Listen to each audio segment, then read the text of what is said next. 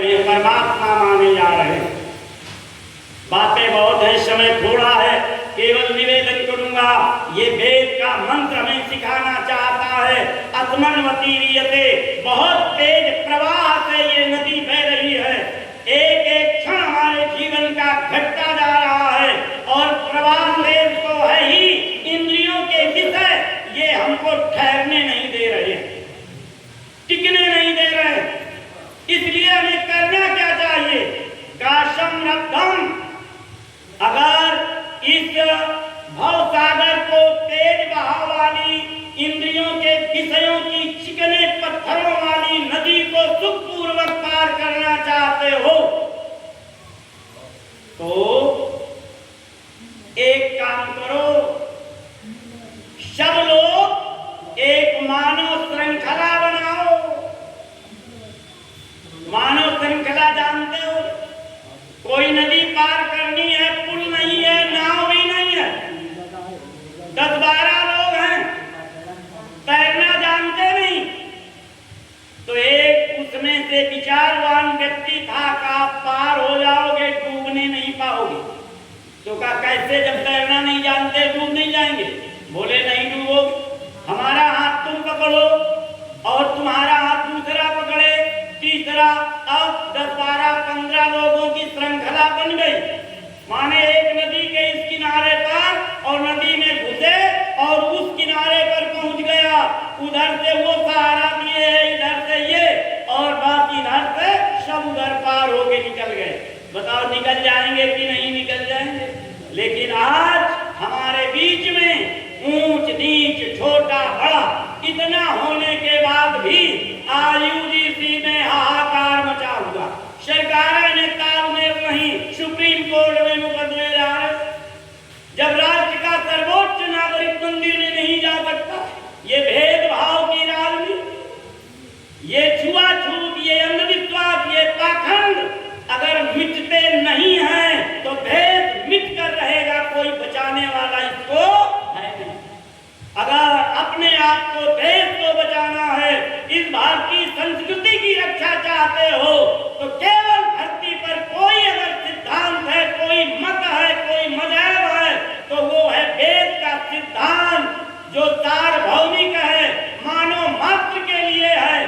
सब में तो कहते हैं कि इस्लाम बनाओ, ईसाई बनाओ, ये बनाओ, वो बनाओ, लेकिन वेद कहता है कृणवंतो वित्तमाद्यम, सारी धरती के लोगों को श्रेष्ठ बनाओ, महान बनाओ।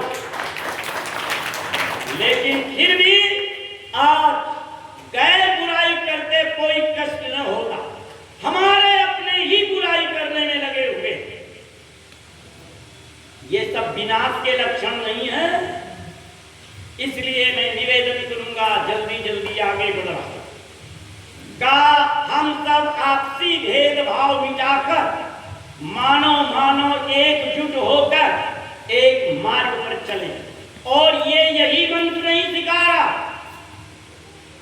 ऋग्वेद ज्ञान कांड का अंतिम सूक्त जिसका नाम है संगठन सूक्त, 4 ही केवल मंत्र हैं। शम समित्युसे वृषन्नग्ने विश्वा निर्जया इदत्पदे समिध्यते तनो वशून्याभर। हिंदी में पद्यानुवाद है इस मंत्र का। हे प्रभु तुम शक्तिशाली हो, बनाते सृष्टि को, वेद सब गाते तुम्हें हैं, कीजिए धन दृष्टि को। प्रेम से मिलकर चलो, बोलो सभी ज्ञानी बनो, पूर्वजों की भांति तुम कर्तव्य के मानी बनो। लेकिन हमारे पूर्वजों का इतिहास क्या था? शुद्ध शाकाहारी भोजन हुआ करता, और आज का भोजन बड़े बड़े घरानों के लड़के पढ़े लिखे बोले गुरुजी माफ करना, पुरखे हमारे तो रहे मामूल, भेड़ बकरियों के तरीके से घास पात में चिपके रहे। अरे स्वाद तो अब हमको मिला, तो हमने कहा काहे का स्वाद मिल गया भैया? अरे बोले मुर्गा बुगरा सुअर ऊंट गधा में जो आनंद है घास पात में। आज के अधिकांश लोगों का भोजन बताओ, दारू, अंडा, मुर्गा, बुकरा, सुअर हो रहा है कि नहीं हो रहा? और ये सिद्धांत है कि जैसा खाएंगे अन्न वैसा बनेगा मन। हमारा मन, हमारी विचारधाराएं वैसी ही बनेगी कि नहीं? इसीलिए आज व्यभिचार, दुराचार चरम सीमा पर है। जब बुकरा खाओगे तो बकरे को देखा, जिस मां से पैदा हुआ साल भर बाद उसी को बच्चे पैदा कर रहा है कि नहीं? आज ये बुकरा खाने वाले, सुअर खाने वालों, तुम सदाचारी रह पाओगे? हमारे यहाँ का भोजन था घी, दूध, फल। और जानते हो, योगी राज कृष्ण ने बहुत सुंदर समाधान दिया। दुनिया के लोगों, अगर तुम ये 5 चीजें अपने जीवन में चाहते हो, कौन सी 5 चीजें? और बता देना किसको 5 में एक भी चीज न चाहिए। का आयु, कौन ऐसा है जो दीर्घ आयु नहीं चाहता? बल, शारीरिक, आत्मिक और मानसिक बल चाहते हो। आरोग्य, रोगों से दूर रहना चाहते हो, स्वस्थ निरोग बनना चाहते हो, सुख चाहते हो जीवन में, और आपस में प्रेम बढ़ाना चाहते हो। तो कहा ये 5 चीजें प्राप्त होती हैं किससे? केवल भोजन से। हमारा भोजन कैसा होना चाहिए? तो कहा जो हृदय को प्रिय लगने वाला हो। लेकिन एक जगह देखा, पढ़े लिखे नौजवान गिलासों में गिलास लड़ाए और नमकीन रखे हुए, और फिर गिलास लेके ऐसे करता है, 2-3 मरतबे ऐसे ऐसे किया। तो हम कहे भाई इनके यहाँ कुछ मंत्र पढ़ा हो जाता होगा, ऐसे कहकर। और फिर लगाया गिलास, ऐसे पी के गिलास रखा, फिर खोली तो नमकीन चाट। तो हमने पूछा भैया ये गिलास लेके ऐसे क्या करते? अरे कहा चीरत चली जा। तो हमने कहा चीरती चली जाती है तो क्या कोई लाठी लिए खड़ा है कि नहीं पियो? काहे पीते हो? क्यों दौड़ते हो? बताओ ये हो रहा है कि नहीं हो रहा? अरे यही है आज समाज, और आज समाज किसी चिड़िया का नाम नहीं है। भैया बताते हैं, हो गया। चलो समय समापन की ओर है। बड़ी तमन्ना लेकर के बैठा था कि मंत्र पूरा करूं, लेकिन नहीं पूरा हो पाएगा। अभी शाम का सत्र है, कल का दिन है। इस मंत्र को पूरा करके छोड़ूंगा। आज केवल इतना ही इस सत्र में कि अगर इस भवसागर रूपी नदी, जिसका प्रवाह बहुत तेज है और इतने विषयों के चिकने पत्थर हैं कि आप लोगों को तो बर्बाद घसीटे ले जा रहे हैं। किन विषयों में? अब आप लोगों की भी थोड़ी बात बता दें, अभी तो अपने युवा भाइयों की बताएं। अदापत्य, तुम्हारी दृष्टि जो नीचे की होनी चाहिए, अब नीचे की नहीं है, अब ऊपर की है। तो कहोगे ऊपर की ना होगी तो 4 पहिए की गाड़ी चलानी है, 2 पहिए की गाड़ी चलानी है, अब तो पायलट भी है हवाई जहाजों में।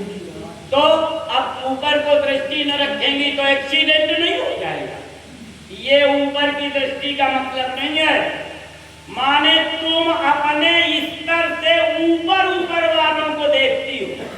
कहीं यही शब्द में आई या कहीं निमंत्रण बुलावा में गई तो देखा है दीदी ये रहा है, कितने बोला का 10 तोला, यह साड़ी तुम्हारे होते चिला करके, यह कहाँ से मंगवाई रहा, कितने गया है?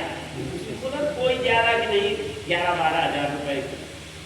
अब बात घर पहुंची, रास्ते से पैर पटकने शुरू कर दिए। सब नाक कटवा लिए, सब कट के नाक। तो काला बताइयो कुछ कैसे नाक कट गए, काहे में कट गए? अरे बोले सब कटवा ली, युवक का पूछ रहे या 1000 रुपया की धोती, 11-11, 12-12, 15-15 हजार की साड़ियां, 10-10 तोला के हार।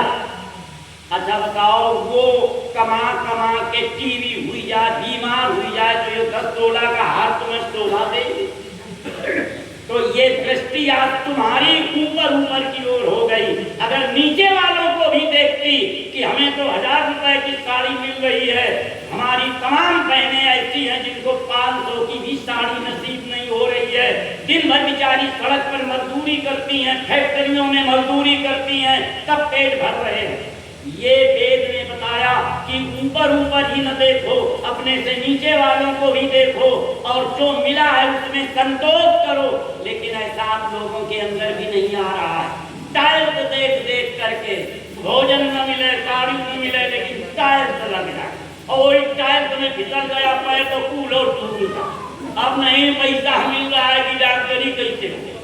ये बताओ हमारी दृष्टियां गलत है कि नहीं है? ये वेद बहुमुखी विकास वाला ग्रंथ, मानव मात्र का कल्याण चाहने वाला ग्रंथ ये सिखाना चाहता है कि जब हम विचारवान बनेंगे और अपना खान पान रहन सहन अच्छा बनाएंगे, तभी भवसागर से सुखपूर्वक पार हो सकते हैं। और आगे क्या हमें करना चाहिए, क्या न करना चाहिए, उत्तरार्ध की कुछ बातें हैं, आगे समय में बताऊंगा। आप लोगों ने बहुत धैर्य के साथ सुना, इसके लिए बहुत बहुत धन्यवाद।